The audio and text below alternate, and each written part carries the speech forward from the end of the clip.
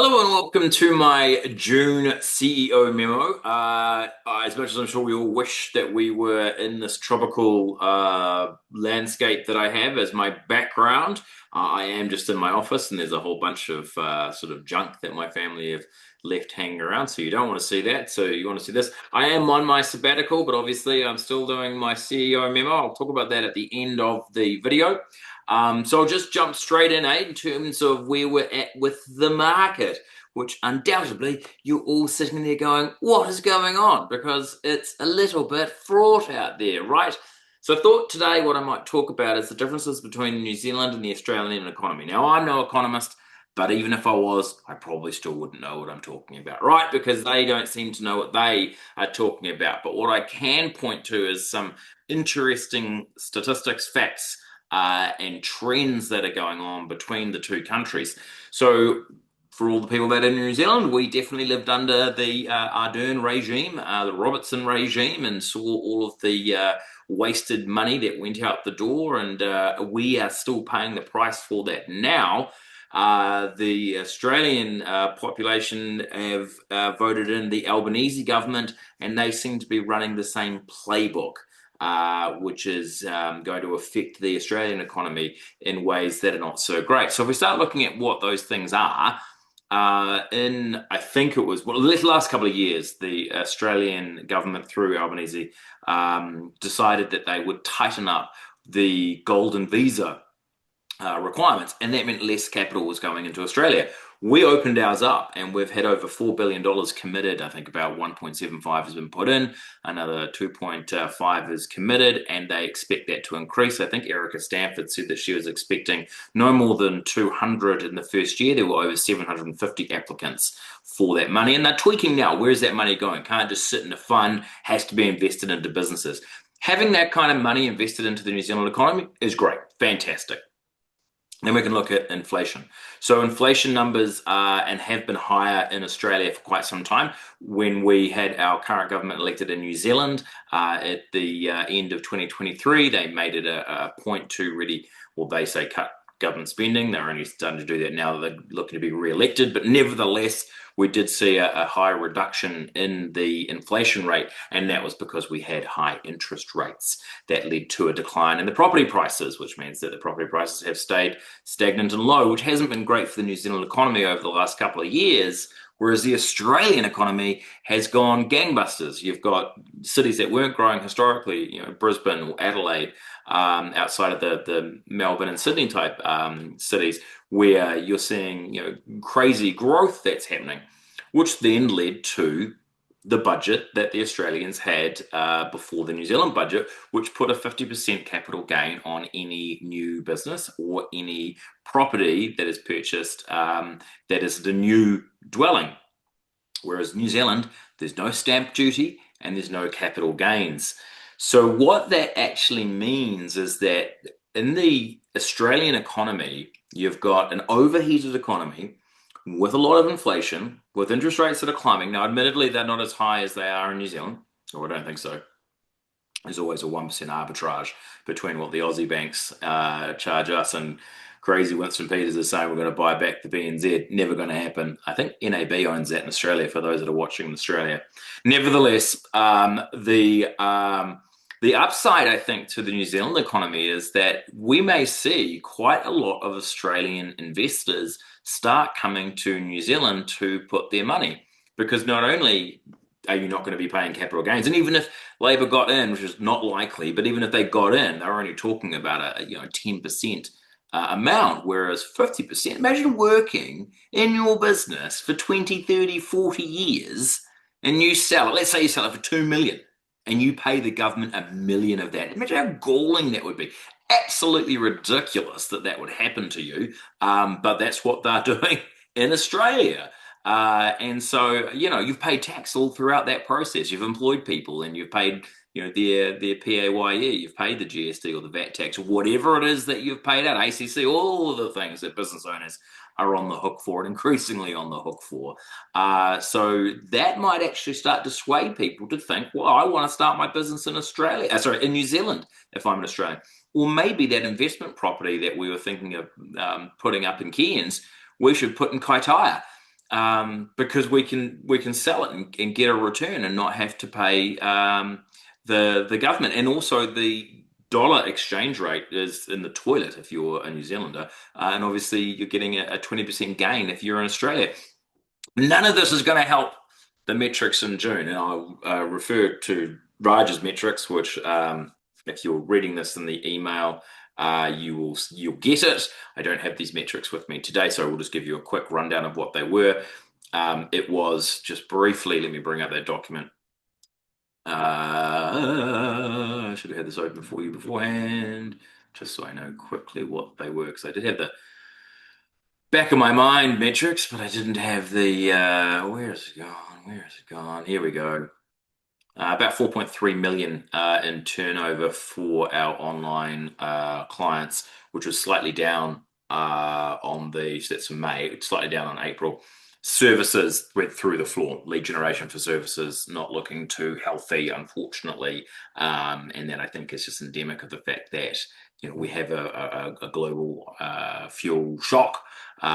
We have inflation that they're thinking is going to come, and interest rate increases that are already happening in Australia. So this is putting the kibosh on the service industry. I think you'll see that the online sales will follow. Lead generation is definitely depressed in both countries at the moment, and we are going into winter. And in New Zealand, it's an election year, and things tend to shut up shop. So the unknowing of whether or not we're going to change governments will make investment a difficult decision. And I think that there were a lot of companies at the beginning of this year, certainly in New Zealand, who were looking to make inroads on their decisions and say to themselves, look, I actually want to take the reins and do more. And that was working well, and we saw an upswing. And then the fuel shock happened, and here we are now, where it's really just, I would almost go so far as to say that it's not even, it's in neutral. Like, at least over the last 2 years, things have been in first gear. Now we're in neutral, and I think we're not going to start to see some growth until spring again.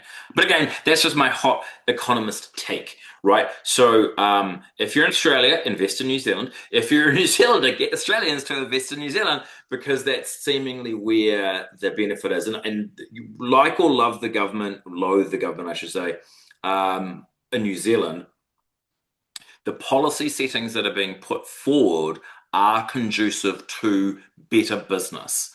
And they need to stimulate next year's budget needs to stimulate the New Zealand economy. If they do that, we're going to start to see some really great growth. I don't know that that's necessarily going to be the case in Australia. So it's opening up an interesting change that hasn't been present in the two economies. It's really been all Australia's way for the last, since Key was in government, 2008 to 2017 or whatever it is. So we're talking about, maybe 7 to 10 years it's been in Australia's favour. So hopefully, if you're a Kiwi, you're going to start seeing it come our way. That's enough on that. Right. Looker. Talked about Google Looker for the past year. Sunk a lot of money into it. Didn't work. I've talked about the perils of AI in the past. You've got to cut your losses at some point, and so that's absolutely been the case for this. We are not only paying a subscription per month, we're also paying for the storage of the data. And then, as I always knew was going to be the case and was told by Google, don't worry, there's no extra cost. There absolutely were extra costs in the compute. And then we were told the conversation analytics would be free. It would be using tokens. It would be getting 1 million tokens. All lies, not true, not happening. Why am I paying for such a why pay such a high subscription price for this when I could use other AI more simply? I'll share my screen in a moment, and I will show you the kind of insights we were getting, because the insights were fantastic. The problem is that the platform that we were sold is really quite useful. Let's imagine that you are Sydney Airport or Auckland Airport, one business. You might have lots of different data sets coming in, obviously all the planes coming in, the fuel, the passengers, the shops, a whole range of different metrics, like way more than Joe average business would need, right? But it's still just one business. What we were trying to do was have 5 data sets: ads, analytics, Google My Business, social media, and did I say Google My Business? Search Console, it might be. and put that into through the semantic layer, which is quite useful. That's what Looker was good for, and then get the results. But we were looking to do that for 250 clients. That's where we became unstuck. The platform isn't designed for that. Designed for the one company, hundreds of data sources, not small data source, hundreds of companies, right? So I think that's where the breakdown has occurred. The problem with AI, and this is the lesson I think that we all need to learn, is that it's very difficult to build a business case for your AI deployment in advance of what you're going to do because there is no one size fits all. It's very much relative to your business. And this is the point that I've been asking continuously to my own internal team. We cannot go to market with this product and tell our clients, yeah, spend money with us and we'll give you insights if it's not going to A, deliver what we actually say it's going to, or B, shift the needle in terms of revenue, leads, and sales, because that's what you're working with Web Wonks for. You're not working with us because we've got friendly, lovely project managers, and they are the friendly, lovely people. I love the project managers. But you're not paying for that. You're paying for leads. You're paying for sales. You're paying for people to ring you. And if AI, the products that we're selling are not going to do that, I'm not going to put my name to them. WebWonks is not going to sell it. And that's been the problem, that we haven't been able to commoditize. We're doing a lot of work, and I'll talk about that in a moment. We're doing a lot of work, but it isn't what I would want to be able to put forward for our clients. So I'll just quickly show you. I'll share it. I'll click share. I'll quickly show you, this is some data that we're getting from Looker, right? This is the data sources. So I'm asking, what are the top 5 revenue channels 30 days versus the previous 30 days? So you'll see there, I'm getting a decline in organic, I'm getting a decline in referral, an increase in the Google My Business, the search advertising decreased from 4% by 4%, should I say. So gives us the details, and then I get a strategic insight. A lot of this, though, you could see that you would be able to get this through other AI summaries. The difference is, and the thing that's really important is the data sovereignty. It's who owns your data. Do not, for any use of business information, give your data to ChatGPT if you are not paying for a pro version or any other AI where you're paying for that version and you ensure that your data doesn't leave the environment that you're working on. There are so many businesses who are dumping their information into AI and going, summarize my P&L or summarize my marketing information. And that is just going out to everyone. Do not do that. So this is one of the benefits of using Looker. And then you've got, for the past 30 days, what could I do to improve my cart performance? I mean, cart performance, cart abandonment is like the number one thing that every business can be doing to get increasing conversion, right? So this was quite useful, gave us a summary of what we needed to do, funnel efficiency, channel outliers, what we should target, and then some other details that needed to be created. There was an event that wasn't being tracked correctly. I actually think that was the data that we pulled into Looker because we had to keep stripping the damn thing out without going to the ins and outs of how the system worked, but we had to keep refactoring the data, which meant that I would lose a bit of data, I had to reconnect that, and that's just costing more and more money. So got to the point where I was like, this has to go. Right, in terms of our own Wonky AI, hopefully I'll be able to show you a bit more about that next month. Had to be careful because it is, in fact, proprietary, and we don't want all of our competitors. I know some of you are watching that they are not seeing what we're doing and taking, because really what we want to be doing is having an edge, just like you should want to have an edge. But the stuff we're doing for that is actually really cool, where we've got our front end going to a root agent. We're using the ADK. Actually, Raja talks about ADKs in the walkthroughs. If you're watching this video on YouTube and not through our email, I would recommend that you go to our channel. If you're not already subscribed, subscribe, and then look at the walkthroughs that the team have done. They're exceptional walkthroughs. I will actually show you our YouTube channel because we have been working on this over the last little while, and I'll show you what we're still going to work on. So you'll see our banners old, Premier Part. Oh no, it's new. Look at that. It's been updated to 2026. I actually want this whole thing redone, but I'll talk to the team about that. So it is 2026. We are increasing our subscriber rate. We're getting about 5 new subscribers a month. I mean, it's not huge numbers, but it is increasing all the time.